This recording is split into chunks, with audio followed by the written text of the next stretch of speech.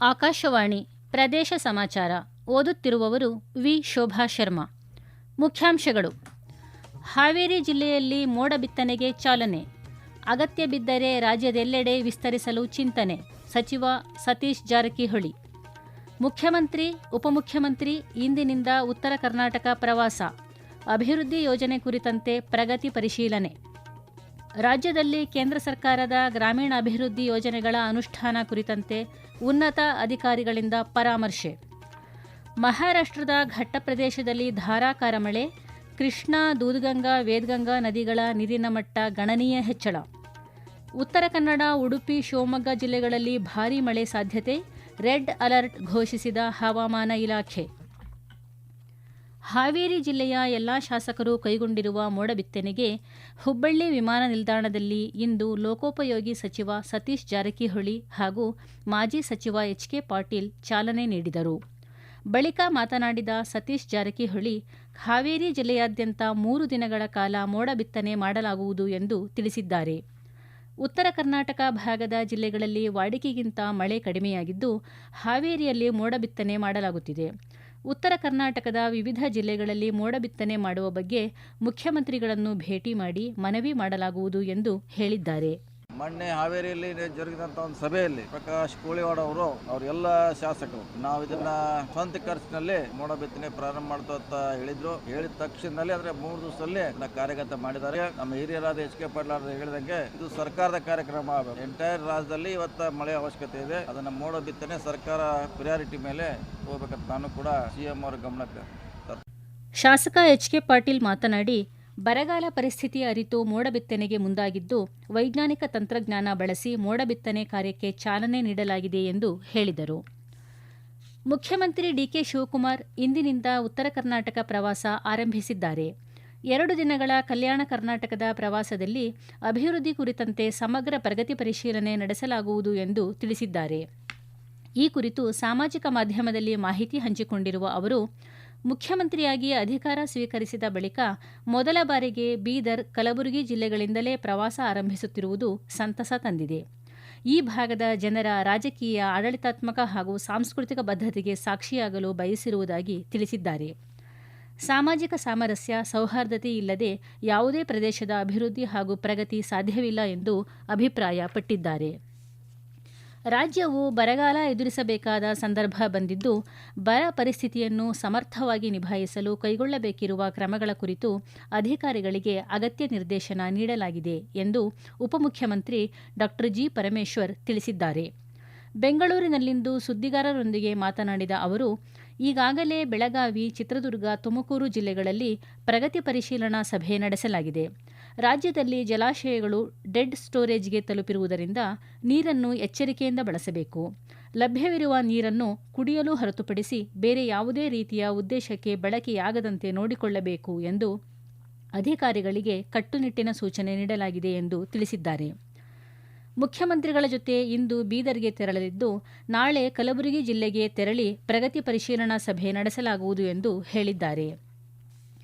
ರಾಜ್ಯದಲ್ಲಿ ಕೇಂದ್ರ ಸರ್ಕಾರದ ಗ್ರಾಮೀಣಾಭಿವೃದ್ಧಿ ಯೋಜನೆಗಳ ಅನುಷ್ಠಾನ ಸುಗಮವಾಗಿ ಸಾಗುತ್ತಿದ್ದು, ಯೋಜನೆಗಳ ಪರಿಣಾಮಕಾರಿ ಜಾರಿಗಾಗಿ ರಾಜ್ಯ ಸರ್ಕಾರದೊಂದಿಗೆ ನಿರಂತರ ಸಹಕಾರ ಮುಂದುವರಿಸಲಾಗುವುದು ಎಂದು ಕೇಂದ್ರ ಗ್ರಾಮೀಣಾಭಿವೃದ್ಧಿ ಸಚಿವಾಲಯದ ಉನ್ನತ ಮಟ್ಟದ ಅಧಿಕಾರಿಗಳ ತಂಡ ತಿಳಿಸಿದೆ.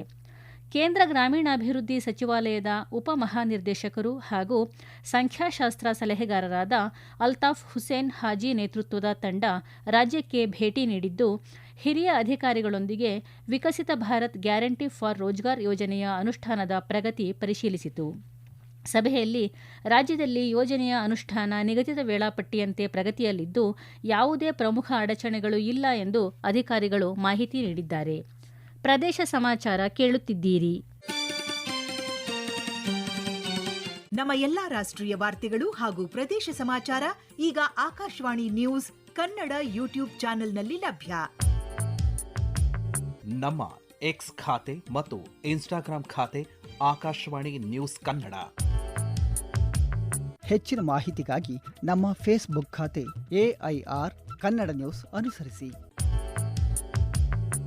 ಮಾಹಿತಿಯ ಹೂರಣ, ವಾರದ ಕಾರ್ಯಕ್ರಮ ಪ್ರಚಲಿತ ವಿದ್ಯಮಾನ ಪ್ರತಿ ಬುಧವಾರ 9:15ಕ್ಕೆ.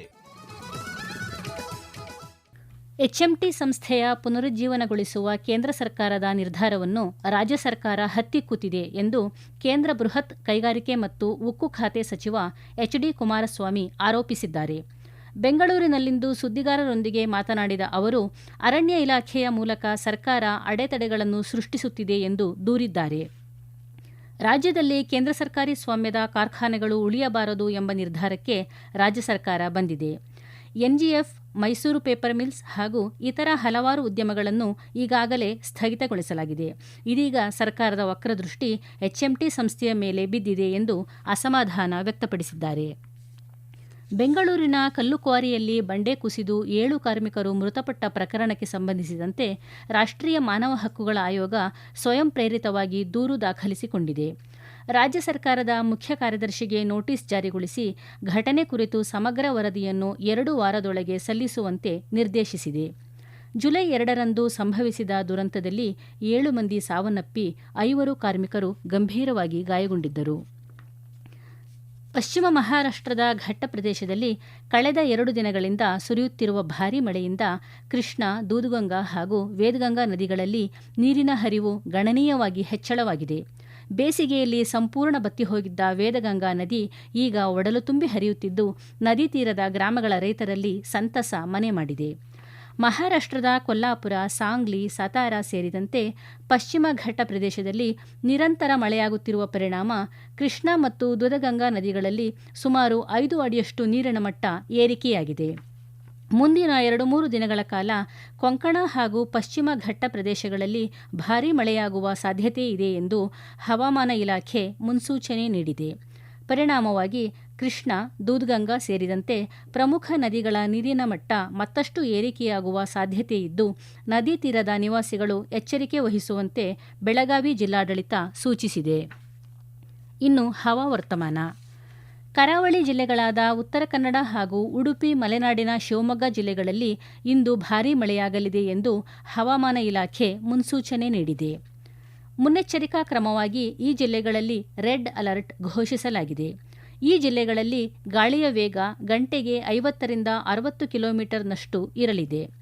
ನಾಳೆಯಿಂದ ಇದೇ 11ರವರೆಗೆ ಘಟ್ಟ ಪ್ರದೇಶದ ಒಂದೆರಡು ಕಡೆ ಭೂಕುಸಿತ ಸಂಭವಿಸುವ ಸಾಧ್ಯತೆ ಇದೆ ಎಂದು ರಾಜ್ಯದ ಹವಾಮಾನ ಇಲಾಖೆ ತಿಳಿಸಿದೆ. ಬೆಂಗಳೂರಿನ ಅಭಿವೃದ್ಧಿಗೆ ಪ್ರಚಾರದ ದಾರಿ ತ್ಯಜಿಸಿ ಕಸದ ಸಮಸ್ಯೆಯನ್ನು ಬಗೆಹರಿಸುವಂತೆ ಪ್ರತಿಪಕ್ಷ ನಾಯಕ ಆರ್. ಅಶೋಕ ಜಿಬಿಎ ನಗರಾಭಿವೃದ್ಧಿ ಸಚಿವ ಕೃಷ್ಣ ಬೈರೇಗೌಡ ಅವರನ್ನು ಎಕ್ಸ್ನಲ್ಲಿ ಒತ್ತಾಯಿಸಿದ್ದಾರೆ. ಬೆಂಗಳೂರು ಇಂದು ಕಸದ ರಾಶಿ, ದುರ್ವಾಸನೆ ಹಾಗೂ ಸಾಂಕ್ರಾಮಿಕ ರೋಗಗಳ ಭೀತಿಯಿಂದ ತತ್ತರಿಸಿ ಹೋಗಿದೆ. ನಗರದಲ್ಲಿ ಪ್ರತಿದಿನ 5,500 ಟನ್ ಘನ ತ್ಯಾಜ್ಯ ಉತ್ಪತ್ತಿಯಾಗುತ್ತಿದ್ದರೂ ಕಸದ ನಿರ್ವಹಣೆಯನ್ನು ನಿರ್ವಹಿಸಲು ಸರ್ಕಾರ ವಿಫಲವಾಗಿದೆ ಎಂದು ಆರೋಪಿಸಿದ್ದಾರೆ. ರಾಜ್ಯದಲ್ಲಿ 5,65,00,000 ಮತದಾರರ ಮ್ಯಾಪಿಂಗ್ ಆಗಿದ್ದು 50 ಲಕ್ಷ ಜನರನ್ನು ಕೈಬಿಡಲು ನಿರ್ಧರಿಸಲಾಗಿದೆ ಎಂದು ಕೆಪಿಸಿಸಿ ಅಧ್ಯಕ್ಷ ಬಿಕೆ ಹರಿಪ್ರಸಾದ್ ಆರೋಪಿಸಿದ್ದಾರೆ. ಬೆಂಗಳೂರಿನಲ್ಲಿಂದು ಸುದ್ದಿಗಾರರೊಂದಿಗೆ ಮಾತನಾಡಿದ ಅವರು, ಚುನಾವಣೆ ಪ್ರಕ್ರಿಯೆ, ಮತಗಟ್ಟೆ ರಚನೆ ಹೇಗೆ ಮಾಡಬೇಕು ಎಂದು ಸಂವಿಧಾನದ ವಿವಿಧ ಪರಿಚ್ಛೇದದಲ್ಲಿ ತಿಳಿಸಲಾಗಿದೆ. ಪಶ್ಚಿಮ ಬಂಗಾಳದಲ್ಲಿ 91 ಲಕ್ಷ ಮತಗಳನ್ನು ಮತಪಟ್ಟಿಯಿಂದ ಕೈಬಿಡಲಾಗಿದ್ದು 27 ಲಕ್ಷ ಜನರಿಗೆ ಮತದಾನ ಮಾಡಲು ಅವಕಾಶ ನೀಡದಿರುವುದು ಪ್ರಜಾಪ್ರಭುತ್ವದ ಆಶಯದ ವಿರುದ್ಧವಾಗಿದೆ ಎಂದು ತಿಳಿಸಿದ್ದಾರೆ. ಕೊನೆಯಲ್ಲಿ ಮತ್ತೊಮ್ಮೆ ಮುಖ್ಯಾಂಶಗಳು. ಹಾವೇರಿ ಜಿಲ್ಲೆಯಲ್ಲಿ ಮೋಡ ಬಿತ್ತನೆಗೆ ಚಾಲನೆ, ಅಗತ್ಯ ಬಿದ್ದರೆ ರಾಜ್ಯದೆಲ್ಲೆಡೆ ವಿಸ್ತರಿಸಲು ಚಿಂತನೆ. ಸಚಿವ ಸತೀಶ್ ಜಾರಕಿಹೊಳಿ. ಮುಖ್ಯಮಂತ್ರಿ, ಉಪಮುಖ್ಯಮಂತ್ರಿ ಇಂದಿನಿಂದ ಉತ್ತರ ಕರ್ನಾಟಕ ಪ್ರವಾಸ, ಅಭಿವೃದ್ಧಿ ಯೋಜನೆ ಕುರಿತಂತೆ ಪ್ರಗತಿ ಪರಿಶೀಲನೆ. ರಾಜ್ಯದಲ್ಲಿ ಕೇಂದ್ರ ಸರ್ಕಾರದ ಗ್ರಾಮೀಣಾಭಿವೃದ್ಧಿ ಯೋಜನೆಗಳ ಅನುಷ್ಠಾನ ಕುರಿತಂತೆ ಉನ್ನತ ಅಧಿಕಾರಿಗಳಿಂದ ಪರಾಮರ್ಶೆ. ಮಹಾರಾಷ್ಟ್ರದ ಘಟ್ಟ ಪ್ರದೇಶದಲ್ಲಿ ಧಾರಾಕಾರ ಮಳೆ, ಕೃಷ್ಣಾ, ದೂದಗಂಗಾ, ವೇದಗಂಗಾ ನದಿಗಳ ನೀರಿನ ಮಟ್ಟ ಗಣನೀಯವಾಗಿ ಹೆಚ್ಚಳ. ಉತ್ತರ ಕನ್ನಡ, ಉಡುಪಿ, ಶಿವಮೊಗ್ಗ ಜಿಲ್ಲೆಗಳಲ್ಲಿ ಭಾರೀ ಮಳೆ ಸಾಧ್ಯತೆ. ರೆಡ್ ಅಲರ್ಟ್ ಘೋಷಿಸಿದ ಹವಾಮಾನ ಇಲಾಖೆ. ಇಲ್ಲಿಗೆ ಪ್ರದೇಶ ಸಮಾಚಾರ ಮುಗಿಯಿತು. ನಮ್ಮ ಮುಂದಿನ ವಾರ್ತಾ ಪ್ರಸಾರ ಈ ರಾತ್ರಿ 7:35 ನಿಮಿಷಕ್ಕೆ.